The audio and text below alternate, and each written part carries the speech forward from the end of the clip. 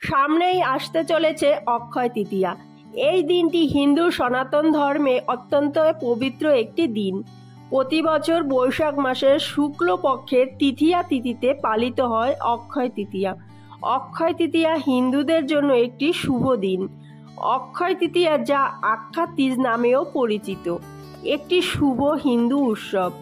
এই তিথিতে যে কোনো কাজ করলে তা অক্ষয় হয়ে থাকবে।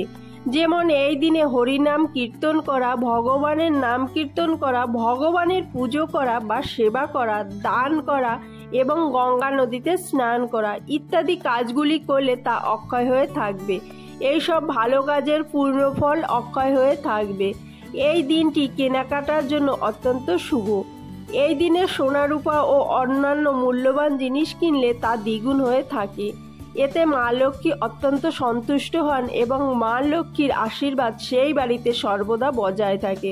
বন্ধুরা, আজকে আমরা জানবো অক্ষয় তৃতীয়া কবে পড়েছে, অক্ষয় তৃতীয়া কেন পালন করা হয়, অক্ষয় তৃতীয়ার দিনটি কেন এত পবিত্র, অক্ষয় তৃতীয়ার মাহাত্ম্য কী। এছাড়া এই দিন পুজোর শুভ সময় ও হালখাতার শুভ সময় এবং গঙ্গা স্নানের শুভ সময় কবে পড়েছে, এই দিনে আমাদের করা উচিত, এই সব কিছুই জানাবো আজকে ভিডিওর মাধ্যমে। বন্ধুরা, ভিডিওটির মূল পর্বে যাওয়ার আগে দোলামণ্ডল চ্যানেলে আপনাদের সবাইকে অনেক অনেক স্বাগত। আশা করি বন্ধুরা আপনারা সবাই ভালো আছেন এবং সুস্থ আছেন। ভিডিওটি ভালো লাগলে একটি লাইক কমেন্ট করবেন। আমার চ্যানেলে নতুন বন্ধু হয়ে থাকলে চ্যানেলটি অবশ্যই সাবস্ক্রাইব করে আমার পাশে থাকবেন। আমার সকল বন্ধুদের কাছে অনুরোধ রইল ভিডিওটি প্রথম থেকে শেষ পর্যন্ত দেখার। চলুন বন্ধুরা, ভিডিওটির মূল পর্বে যাওয়া যাক। একটি পবিত্র ও পূর্ণ দিন। এই দিনে আমাদের কাছে উৎসবের মতো। অনেকেই এই দিনটির জন্য অপেক্ষা করে থাকেন। বন্ধুরা, এবার আমরা জেনে নেব অক্ষয় তৃতীয়া কবে পড়েছে। এবছর অর্থাৎ 2025 সালে অক্ষয় তৃতীয়া তিথি 29 এপ্রিল 2025, বাংলা 15ই বৈশাখ 1432, মঙ্গলবার রাত 8টা 24 পর থেকে। তিথি সমাপ্ত হবে 30 এপ্রিল 2025, 16ই বৈশাখ বৃহস্পতিবার সন্ধ্যা 6টা 12। 2025 সালে অক্ষয় তৃতীয়ার পূর্ণ তিথিতে পালন করা হবে 30 এপ্রিল 2025, বাংলা 16ই বৈশাখ বুধবার সন্ধ্যা 6টা 12 মধ্যে অক্ষয় তৃতীয়ার ব্রত। অক্ষয় তৃতীয়ার দিন গঙ্গা স্নানের বিশেষ সময় রয়েছে 30 এপ্রিল 6টার পর থেকে সন্ধ্যা 6টা 12 মধ্যে। গঙ্গা স্নান ও দানে অক্ষয় পূর্ণফল লাভ। অক্ষয় তৃতীয়ার দিন লক্ষ্মী গণেশ পূজা ও হালখাতা পুজোর বিশেষ সময়। 2025 সালে অক্ষয় তৃতীয়া 30 এপ্রিল বুধবার।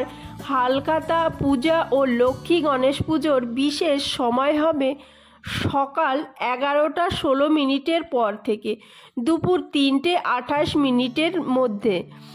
লক্ষ্মী গণেশ পূজা ও হালখাতার বিশেষ সময় থাকতে চলেছে।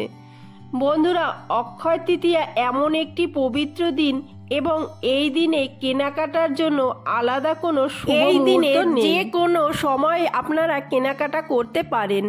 এই দিনে কেনাকাটা করলে মা লক্ষ্মী ঘরে আগমন হয় এবং মা লক্ষ্মী সেই ঘরে সর্বদা বিরাজ করে।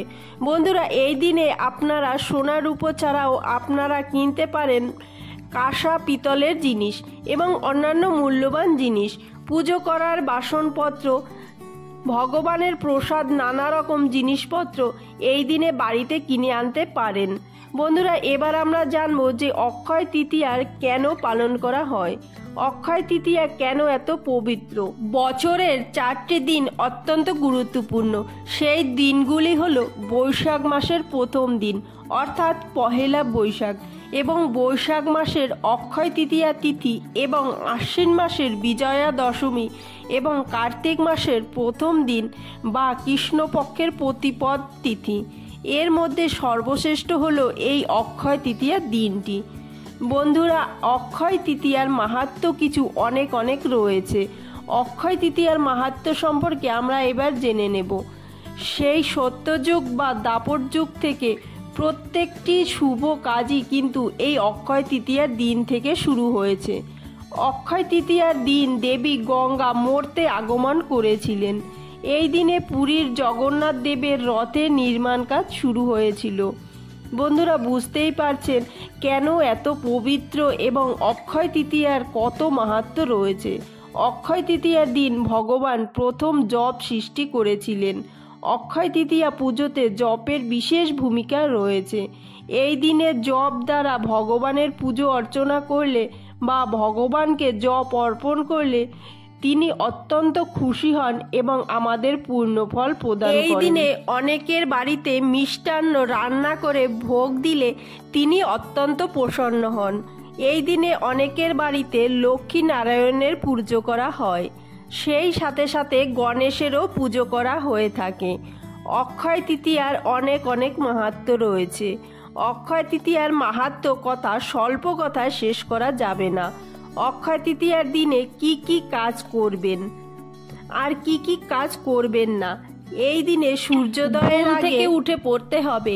এরপর ঘরবাড়ি ভালো করে পরিষ্কার করে নিতে হবে। তারপর গঙ্গা স্নান অবশ্যই করতে হবে। যদি আপনি গঙ্গায় গিয়ে স্নান না করতে পারেন তাহলে বাড়ির জলে গঙ্গা জল মিশিয়ে স্নান করতে হবে। এই দিনে হলুদ বা সাদা রঙের পোশাক পরতে হবে এবং সূর্যদেবকে পুজো অবশ্যই করতে হবে। অক্ষয় তৃতীয়ার দিন অনেকে সারাদিন উপবাস পালন করেন। অক্ষয় তৃতীয়ার দিন কিন্তু মাছ, মাংস, ডিম, পেঁয়াজ, রসুন ইত্যাদি আমিষ জাতীয় খাবারগুলি একদম গ্রহণ করা যাবে না। অক্ষয় তৃতীয়ার দিন ঠাকুর ঘর ভালো করে পরিষ্কার করতে হবে। এই দিন ভগবান শ্রী গণেশ, ভগবান বিষ্ণু এবং মাতা লক্ষ্মীর পুজো অবশ্যই করতে হবে। ভগবান বিষ্ণু ও মাতা লক্ষ্মীকে পদ্মফুল দিয়ে অর্পণ করতে হবে। এছাড়াও হলুদ, ফল, মিষ্টি, ক্ষীরের ভোগ অর্পণ করতে হবে। অক্ষয় তৃতীয়ার দিন এই পুজো অবশ্যই করতে হবে। এই দিন তুলসী গাছের পুজো অবশ্যই করতে হবে। তুলসী গাছে জল দিতে হবে। অক্ষয় তৃতীয়ার দিন বাড়িতে ভগবানের বিধিবদ্ধ আরতি অবশ্যই করতে হবে। অক্ষয় তৃতীয়ার দিন দান করার বিশেষ গুরুত্ব রয়েছে। পুজো সম্পন্ন হলে দান অবশ্যই করবেন। কি কি জিনিস দান করা অত্যন্ত শুভ। এই দিনে ব্রাহ্মণকে অন্ন, বস্ত্র, জলপূর্ণ পাত্র, খাদ্য সামগ্রী, এছাড়া ছাতা, পাখা, জপ ও চাল দান করা অত্যন্ত শুভ বলে মনে করা হয়। বন্ধুরা, এভাবেই আপনারা বাড়িতে অক্ষয় তৃতীয়ার দিনটি পালন করবেন। তাহলে ভগবানের কৃপা ও আশীর্বাদ লাভ করতে পারবেন এবং তা চির অক্ষয় হয়ে থাকবে এবং পরিবারের সুখ, শান্তি, সমৃদ্ধি বজায় থাকবে। মা লক্ষ্মীর কৃপা ও আশীর্বাদ পাবেন সারা বছর। আজকের ভিডিওটি এখানেই শেষ করছি। আশা করছি ভিডিওটি আপনাদের ভালো লাগছে।